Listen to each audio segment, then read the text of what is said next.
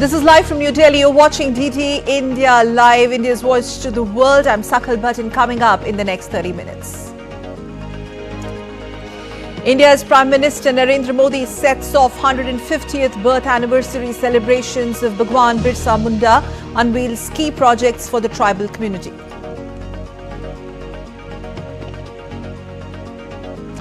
Sri Lanka's ruling coalition led by Anura Kumara Dissanayake sweeps parliamentary polls by registering a landslide win.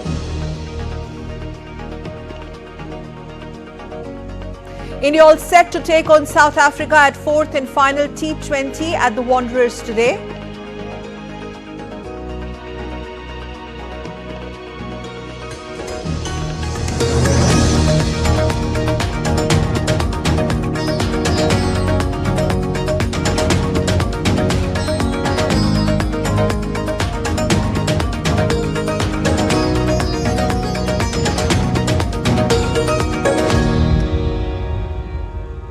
India's Prime Minister Narendra Modi marked the commencement of 150th birth anniversary year celebration of Bhagwan Birsa Munda on the occasion of Janjatiya Gaurav Divas. Prime Minister Modi laid the foundation stone and inaugurated various development projects worth around 6,640 crore rupees in Jamui district of Bihar today, aimed at uplifting tribal communities and improving infrastructure in rural and remote areas of the region. Prime Minister Modi also released a commemorative stamp as well and unveiled a commemorative coin on the occasion, which highlights the important role of tribal groups in preserving India's heritage and advancing its progress. India's Prime Minister Modi also inaugurated an exhibition based on the life of Bhagwan Birsa Munda and rich tribal heritage and culture. Prime Minister also inaugurated 2 tribal freedom fighter museums and 2 tribal research institutes, which are intended to preserve the rich history and heritage of tribal communities.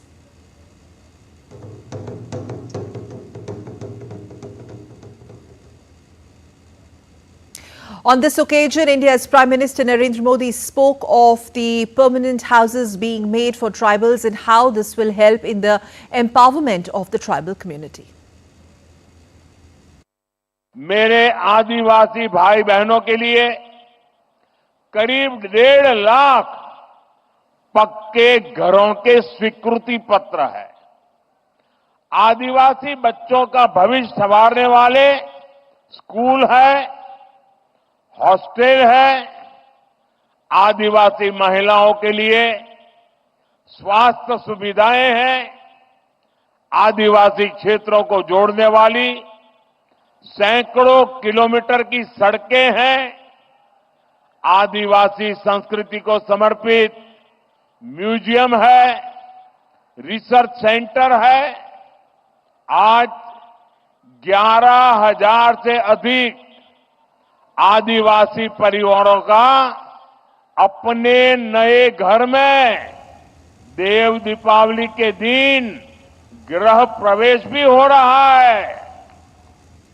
India is celebrating the birth anniversary of Bhagwan Birsa Munda as Janjatiya Gaurav Divas. India's President Draupadi Murmu, Vice President Jagdeep Dhankar and other eminent dignitaries paid their floral tributes to Bhagwan Birsa Munda at Parliament. Bhagwan Birsa Munda fought bravely against the exploitative system of the British colonial system and spearheaded the movement against British oppression, giving a call for revolution.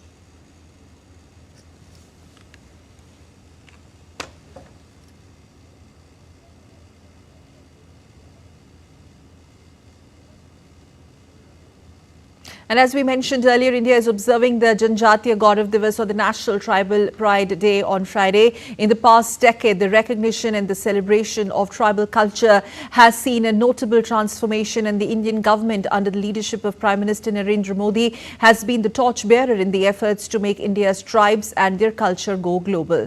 More in this report. On November 15th, India observed the Janjatiya Gaurav Divas, or the Tribal Pride Day, a day dedicated to celebrating the legacy of Bhagwan Birsa Munda. India's Prime Minister Narendra Modi is the first Prime Minister to foster a close, respectful relationship with India's tribal communities. In the past decade, the recognition and celebration of tribal culture have seen a notable transformation.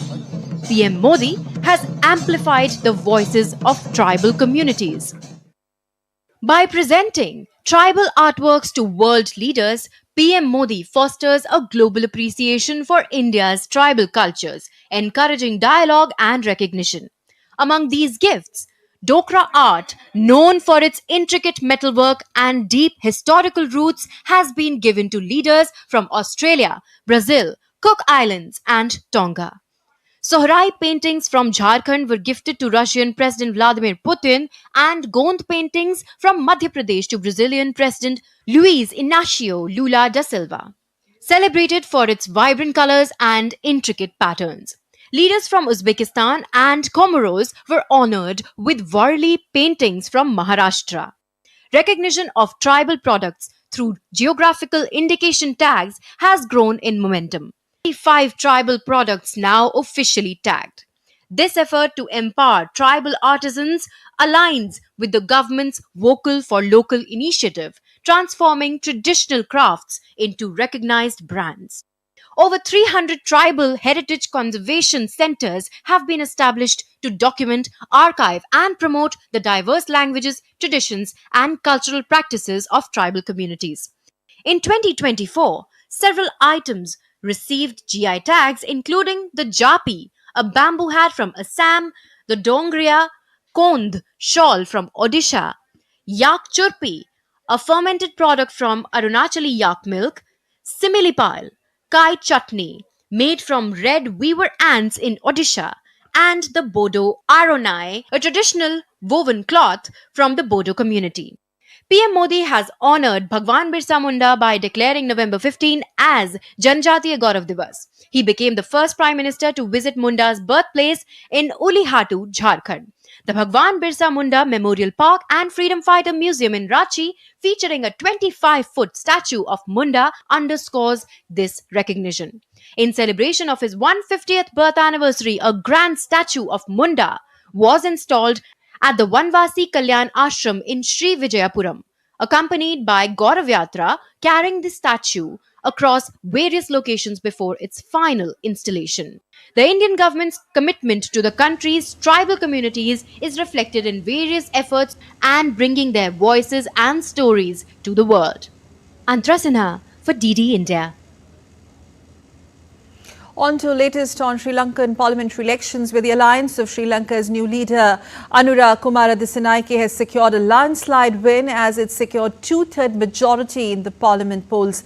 The leftist coalition, the National People's Power, has performed exceedingly well as compared to the September presidential elections. Dissanayake was elected president in September but held minimal legislative support. His Marxist-leaning coalition, the National People's Power or NPP, previously held only 3 of the 225 parliamentary seats, leading him to dissolve parliament and seek a stronger mandate, which he has managed this time successfully. Here's a report. Sri Lankans on Friday handed Anura Kumara Dissanayake-led National People's Party a thumping win in a snap general election, as it crossed the majority mark of 113, giving its new president greater legislative power to pursue his reform agenda and policies to fight graft as the country recovers from a financial meltdown. The leftist coalition has performed exceedingly well as compared to the September presidential election, where it had secured only 42% votes. The coalition has performed well across the island. The votes secured by opposition parties led by Sajit Premadasa and former President Ranil Wickremesinghe have been relegated to the sidelines with a hugely reduced verdict. Sri Lanka Podujana Peramuna, which romped home to a landslide victory in previous parliamentary elections, has been pushed to 4th position, with its vote share dwindling to just 3%. Earlier on Thursday, voting was held across the island with a turnout of about 65%. With inputs from Dr. Ahmed Muin Faruqi in Colombo, Bureau Report, DD India. US President-elect Donald Trump has been selecting his top team since winning the elections last week, with 4 names announced recently. Trump picked 3 members of his legal defense team, including Lead attorney Todd Blanche, who served in the senior role at the Justice Department. Trump nominated Blanche, who defended him at hush money trial this year, will serve as a Deputy Attorney General, the second highest position at the Justice Department. Earlier, Trump announced the name of Robert F. Kennedy Jr. to lead the United States top health agency. In a post on Platform X, Kennedy vowed to work to end chronic disease, clean up corruption, and provide America with the data they need to make informed decisions, and vowing to Trump that he would work to make America healthy again. Kennedy ran for president in this year's election as an independent before dropping out in August and endorsing Trump in exchange for a role in the Republican administration. Trump has also nominated former U.S. Securities and Exchange Commission Chairman Jay Clayton to serve as Manhattan's top federal prosecutor. Clayton, a lawyer at Sullivan and Cromwell, who specializes in mergers and capital raising, is a political independent who developed a reputation while at the SEC for trying to forge consensus with the agency's Democratic commissioners. Also, President-elect Donald Trump later announced that he plans to select North Dakota Governor Doug Burgum as his nominee to be the Secretary of the Department of the Interior. He has been the North Dakota governor, and for 2 times since 2016. He's a mature U.S. politician having a business background in software, real estate and venture capital. Holding a Master's of Business Administration degree from the Stanford University Graduate School of Business, he is an old Trump ally. U.S. President-elect Donald Trump on Thursday praised Argentine President Javier Milei for the job he's done in his home country, calling on Milei to make Argentina great again. Trump was speaking at a gala at his Mar-a-Lago, Florida retreat, which was attended by the Argentine president, who delivered a speech before Trump's comments. The fall in Argentina's country's risk, a measure of investment exposure, is crucial to the country's access to international credit. This comes as the country prepares to renegotiate a massive $44 billion loan agreement with the International Monetary Fund due in December. Javier, I'd like to congratulate you on the job you've done for Argentina. Your speech was beautiful, but the job you've done is incredible. Make Argentina great again. You know, MAGA. He's a MAGA person. And time for some news happening around the world. Let's take a quick look at what else is happening. A fire erupted on Friday in a Spanish care home, claiming at least 10 lives and injuring 2. Firefighters, ambulances and police were deployed at an accident site. The cause of the fire is still unknown. 3,000 above sea level, a Swiss mountain restaurant with panoramic views of the Alps has been rebuilt with the cost of $33.8 million after it burnt down 2 years ago. It has reopened for tourists from Thursday onwards. South African authorities have shuttered illegal townships, shops in Soweto after an uproar led to deaths of 5 children in early October, allegedly from eating poisoned food from such shops commonly called spaza shops in South Africa. Flights from Bali resumed on Friday after following multiple cancellations due to volcanic eruption in eastern Indonesia. Mount Luwatobi Laki started erupting from November 3rd and has killed at least 9 people and forced thousands of people to evacuate. And still to come on this edition of DD India Live. Coming up next, adoption of artificial intelligence and machine learning on the agenda at the 6th edition of GEO India 2024, India's premier mega geoscience conference. At the COP29 summit in Baku, India highlights impacts of climate change increasingly becoming evident in form of one disaster to another. And Guru Nanak Jayanti or Guru Purab is being celebrated with religious fervour across India and the world today.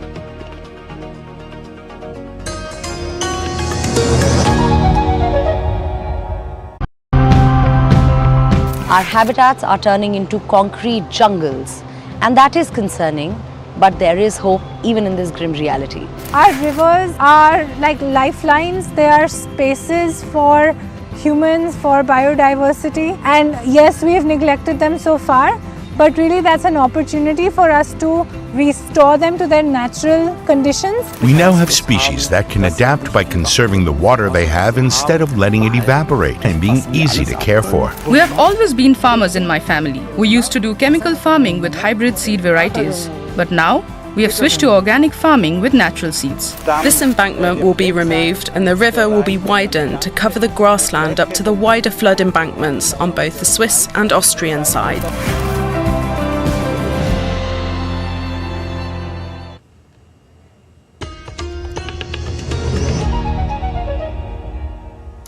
You're watching DT India Live. I'm Sakal Bhatt. Let's move on to some more news. With US President Donald Trump poised to assume office in January, diplomatic overtures appear to be exhilarating to address escalating Middle East tensions, signaling a do it now or face it later approach. The sentiment was echoed through significant back-channel meetings and proposals aimed at easing the multifaceted Israel-Hamas-Hezbollah conflict and broader regional instability. DT India's Akhilesh Suman reports.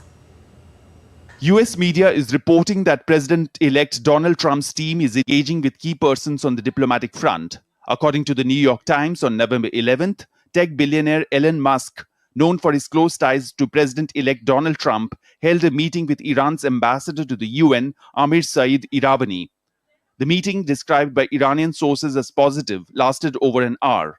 The New York Times reports the encounter as a critical first step in fostering US-Iran diplomacy under the incoming administration. The Musk-Iravani dialogue hints at a departure from the more aggressive policies of the Republican establishment. Iranian President Masoud Pezeshkian has previously expressed openness to mending ties with the West, adding further weight to this engagement.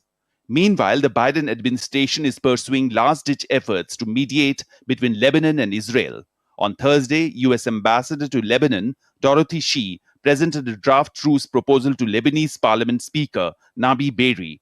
Sources indicate this is Washington's first formal written attempt in weeks to halt fighting between Israel and Hezbollah. The US Embassy in Beirut confirmed ongoing diplomatic efforts, while Israel's energy minister highlighted an increasingly promising outlook for a ceasefire. In a parallel development, senior Lebanese officials signaled Hezbollah's willingness to withdraw forces from the Israeli border under specific conditions. This renewed diplomatic push comes amid relentless violence. Israel has intensified its military campaign in Lebanon alongside its operations in Gaza. Key to any ceasefire is adherence to UN Security Council Resolution 1701, which calls for Hezbollah to withdraw fighters and weapons from border areas. The US and other powers view this resolution as the foundation for peace, though its implementation remains fraught with challenges. Akhilesh Suman's report for DD India. Well, in a move towards resolving ongoing tensions, senior Iranian official Ali Larijani has engaged in discussions with Lebanese Parliament Speaker Nabi Berri to explore ceasefire possibilities in Lebanon. The significant diplomatic interaction was made public through a post from Iran's embassy in Lebanon, shared on the social media platform X. The negotiations mark a crucial step in mediating conflict and seeking peace in the region, reflecting the efforts of both nations' leadership.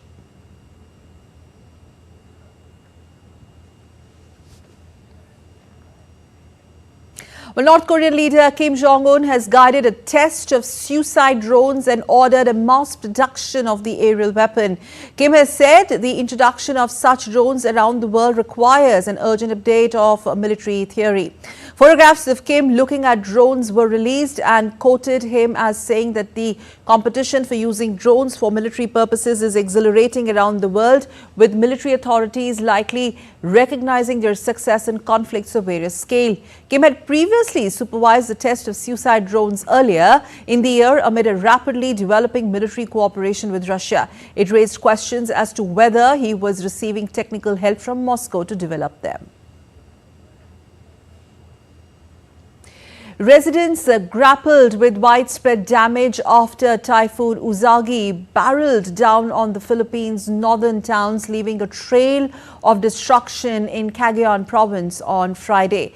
Drone video footage released by the Philippine Red Cross showed residents walking past destroyed bridges and farmlands littered with debris in Cagayan province on Friday. Uzagi, known locally as Ophel, intensified into a super typhoon as it made landfall in the town of Bagao in Cagayan province on Thursday afternoon. The Philippine Meteorological Agency says that Uzagi has since weakened and is now heading towards Tawan. Uzagi is the 15th cyclone to hit the Philippines this year.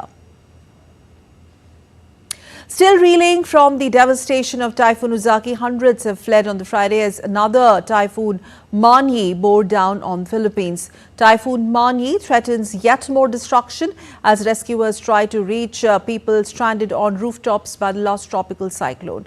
5 major storms have battered the archipelago nation in the last 3 weeks, killing at least 163 people and prompting the United Nations to request 32.9 million in aid for the worst affected regions. At the COP29 summit in Baku, India has highlighted that the impacts of climate change are increasingly becoming evident in form of the disaster to another. Intervening on the behalf of like-minded developing countries, India stated that extreme weather events are so frequent and increasingly strong that the impacts are being felt by the people of the global south especially. There is therefore a need for heightened ambitions on climate action. India's statement firmly asserted that recognizing the historical responsibilities and differences in capacities, the UNFCCC and its Paris Agreement envisage a global response to climate change, adhering to the principles of equity and common but differentiated responsibilities and respective capacities. India's intervention reiterated that the developed countries need to commit to provide and mobilize at least $1.3 trillion every year till 2030. India strongly laid down the point that bringing in the elements of any new goal which are outside the mandate of the convention and its Paris Agreement is unacceptable. We have 72,000. Well, a group of former world leaders and climate experts is calling for major reforms to the United Nations. COP climate talks saying the process is too slow to address the climate crises. In an open letter signed by figures like former UN Secretary General Ban Ki-moon, they've urged a shift from negotiation to action. The call came amid tensions at COP29 in Baku, where around 200 nations are struggling to agree on key issues, including funding for developing countries. Leaders like Barbados's Prime Minister Mia Mottley have criticized the summit for lack of progress. However, COP29's lead negotiator Yolchin Rafiev defended the process, saying it's making progress and will be a critical test for global climate efforts.